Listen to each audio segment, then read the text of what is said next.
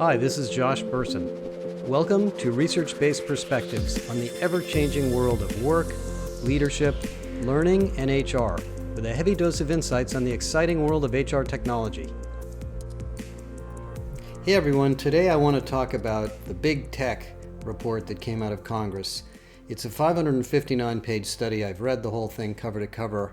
You can read it marked up on my website, and it is really worth reading. There's a lot to learn in here, and I want to talk to you about sort of 5 big things that I took away. The first is that these 4 tech companies, Apple, Amazon, Facebook, and Google, have become enormous. They are now capturing 20% of the S&P 500, 30% of the S&P 100 in market cap, over $5 trillion of value, and they have pretty much subsumed many other industries, the advertising industry, the publishing industry, into their power. And this concentration of economic activity has a lot of implications and ramifications on our society and, of course, on other companies.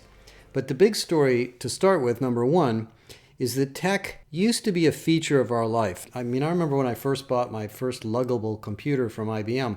It was a cool thing to have at home. But these days, you cannot live without technology. Your communication, your shopping, your travel, your commerce, your social life, it is all dependent on technology. So these companies have rapidly become institutions in our family and political and social lives in a way that they never planned. And I don't blame them for that. That's all sort of an artifact of how digital markets converge. But the executives of these companies probably don't understand the responsibility that they have. And this is why the government's involved. And I've thought about business for many years and read Peter Drucker and many other people. And the reason that we have corporations in an economy like ours is because by combining effort, firms, which are combinations of people, are more efficient and effective producers and deliverers of service than individuals. We used to have cottage industries of tiny little one-man businesses buying and selling and growing things. We now have big conglomerates. And the reason companies succeed is because they are in the business of solving problems. So I've always felt that business is actually a very noble profession. We don't do it just to make money. We make money as an outcome of a goal to solve a problem. Google's original goal was to organize the world's information. I don't know what selling advertisements on YouTube have to do with that. Really not very much, but they've drifted a long way from their original goal. Amazon's original goal was to provide lower priced consumer services. In fact, Jeff Bezos' one of his famous quotes was, "Your margin is my opportunity." And what he really set out to do with Amazon is to disrupt many businesses, starting with books, by providing much lower cost digital solutions to buy and sell and trade and exchange these products. Well, today, with Amazon Prime, the cost of products and goods on Amazon is actually higher than in most other places. It's more convenient. So he's now shifted that value proposition to one of convenience, but as you read through the report, it's shifted even more to one of dominance. In the case of Facebook, I really have no idea what problem Facebook is trying to solve, but we do know that we are not the customers of Facebook. Advertisers are the customers of Facebook. The problem they are solving is pinpointing advertising in a very unique and targeted way, based on data that we provide, oftentimes not really understanding that we're providing the data, and oftentimes without our permission. So, of course, we all use Facebook. I don't, but a lot of people use Facebook, and it's a very interesting and useful way to share information. But it wasn't really designed to help us. It was designed to help them. And then in the case of Apple, of course, Apple's entire business is around building wonderful ornaments of digital technology that we use for many important things and some unimportant things, and charging premium prices. And they don't have any problem charging premium prices. That's always been their strategy. But as you read the report about Apple in particular, what you find is that 30% of all commerce going through the Apple App Store is going to Apple, which is a massive number. I think it's close to $16 billion, and the estimates in the report that it costs Apple about $100 million to run that. So Apple's got its own slightly greedy issues too.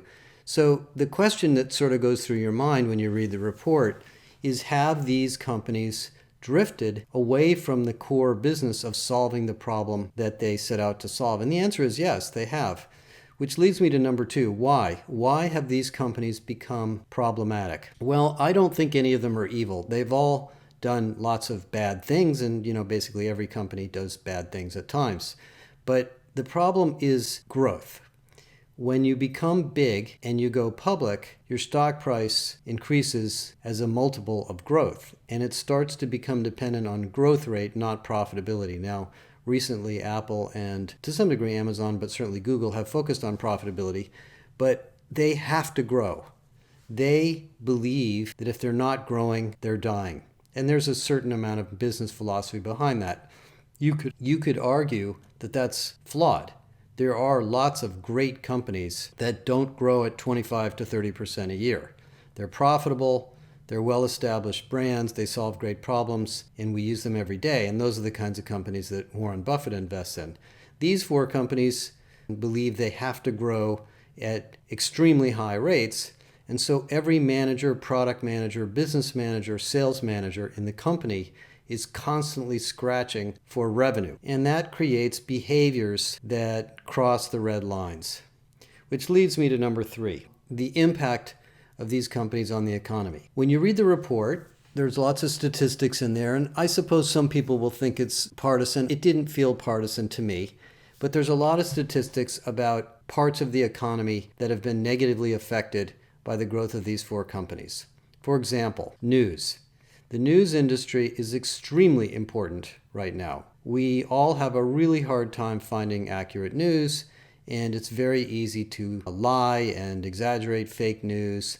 And frankly, it's very unclear whether the New York Times or the Fox News is telling the truth half the time. Well, it turns out, if you look at the data in the report, the number of actual reporters has almost been cut in half because the news industry as a business has declined significantly due to the impact of Google. Google and Facebook together collect somewhere around 75% of the advertising revenue in the United States now. And so if you want to sell a newspaper or a magazine or articles in a blog, whatever it may be, and you decide you want to sell advertising, that's all well and good, but most of the advertising revenue that you create is going to go to Google or another vendor like Facebook, and they're going to use that data against you. One of the things that you read about in the report is how Google in particular takes advertising traffic and puts their own products in front of the advertisers' products, which feels illegal, but I guess it isn't. But it's monopoly power, and that's why the federal government is involved. In other industries, like bookstores have obviously disappeared, there's very few left. Many small merchants are dependent upon Amazon for distribution. And as you read about in the report, Amazon has this funny way of accidentally using information from their partners to build competing products. And Bezos has basically admitted that that happens. Although he doesn't like it to happen, it does happen, and the Congress is not happy about that. And other industries have been affected as well. In my particular case, I've spent the last 20 years doing research and selling information and intellectual property, and I realized pretty early on that if we were dependent on Google or any other ad platform for advertising revenue, we would quickly race to the bottom and start selling clickbait. So we decided never to do that, and we developed a premium service. Other companies don't have that option. So you can read in the report the impact, but it's virtually impossible to sell anything on the internet without directly partnering with one or more of these four companies. And that means you have to understand them, you have to play by their rules, you have to pay their prices, and you have to give them lots of detailed information about your company. Interestingly enough, these companies are not as meticulously managed as you think. Google's a great company, but it's got a million little business units doing different things. You can put a business advertisement in Google and it'll appear in the wrong place, and they'll fix it eventually, but they're just busy. They're consumed with lots and lots of incoming activity. So they aren't this highly efficient machine for disrupting the economy. they're just big and they just touch a lot of things. The third issue that I want to talk about is ethics and trust. And my experience in that area goes back to my days in the 1970s and the 1980s when I worked at IBM. I entered the tech industry in 1981, the year that the IBM PC was launched. And at that point in time, I was in the IBM sales organization.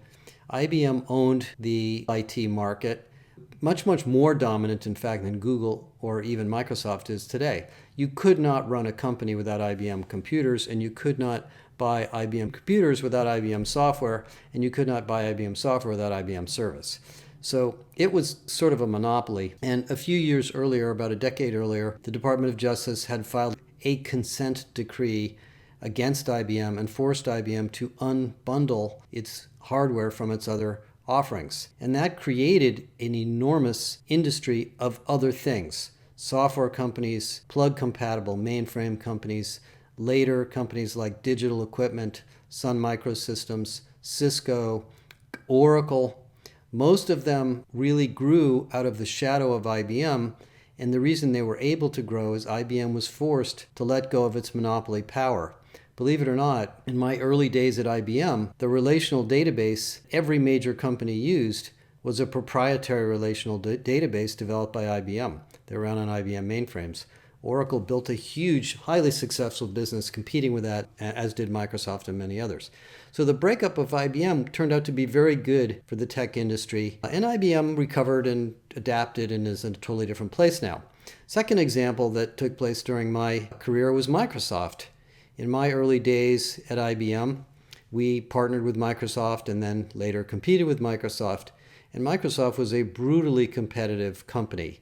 Not only did the company bundle its software into hardware and force hardware manufacturers to use Microsoft software or threaten to take them out of the channel, but they then bundled the internet browser. Most of you probably don't remember this, but there was quite a big deal when Netscape built the internet browser and we started to realize how big the internet was going to be, and Netscape became a pretty high-valued company, although not a very big company, and Microsoft decided they were going to compete with this. This was a little bit before Google had really caught hold, and the Internet Explorer was bundled into Windows, and that's really what forced the feds to take on Microsoft. And very similar to IBM, there was a consent decree to break up and force Microsoft to unbundle certain things, and Bill Gates even had to testify in Congress, and he was actually caught lying in Congress. It's sort of a funny video to watch.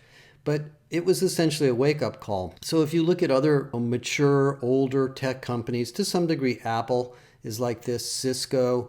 These are companies that have been around. AT&T, for example. They've been around a long time. They've had dominant market share in different parts of their marketplace.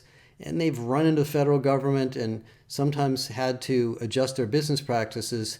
But what comes out of that are better companies, more ethical companies, companies that think about the marketplace they serve and think about their competitors and think about their stakeholders and think about their ecosystems. And that's where these four companies are. They are beginning to be forced to think that way. And when you look at the testimony from the CEOs, none of them are evil or in any way lying or trying to do bad things to anybody, but they're a little bit unhappy or upset or in denial about the fact that these issues are being raised.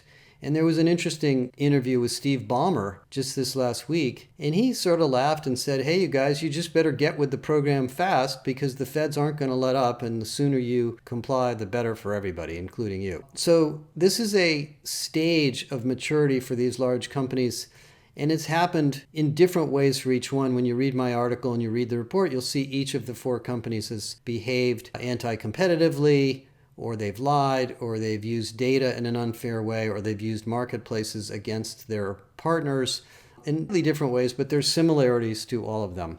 All driven by growth and to some degree just beginning to realize that they are not just companies anymore, they are institutions. And when they reach this stage of growth where they have institutional impact on our lives, they either have to be broken up or they really have to behave in a different way. The fourth thing I want to talk about is the issue of trust. And for me as a 64-year-old analyst, consultant, I've been through a lot in my life, and I am really shocked at how little we can trust businesses and the politics and the media at the moment.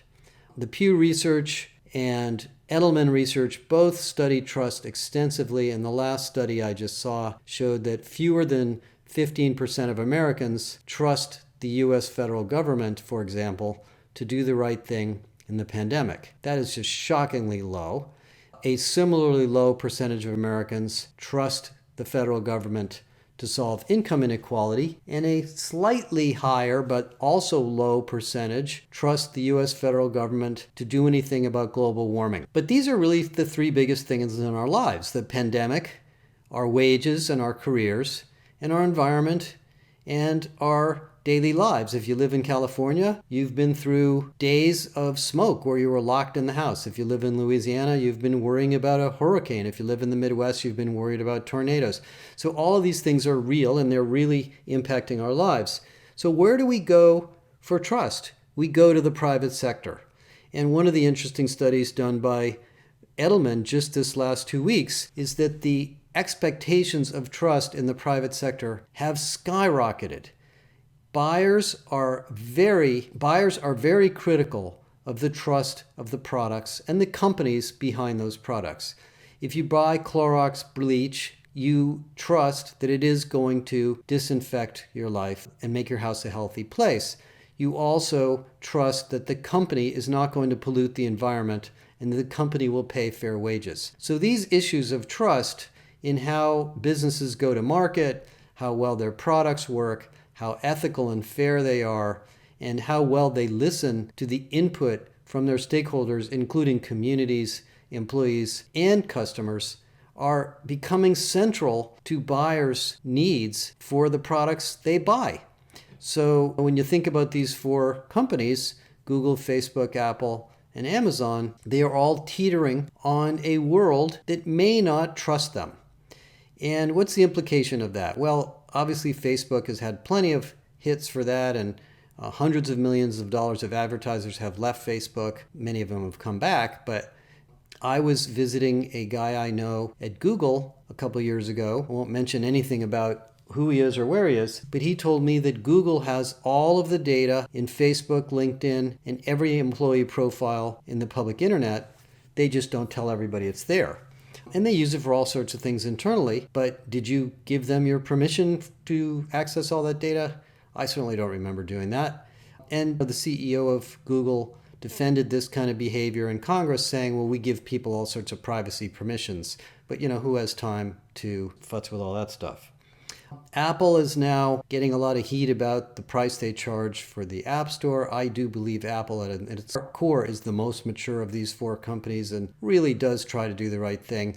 But they're chasing services revenue in a very aggressive way now. And that's what happened to the App Store, and they've gotten in trouble with Fortnite. So we'll see where that goes. And in the case of Amazon, everybody loves Amazon. Everybody loves the fact they can order things and get them in 5 minutes, and there'll be a drone that flies over your house and drops it into your porch.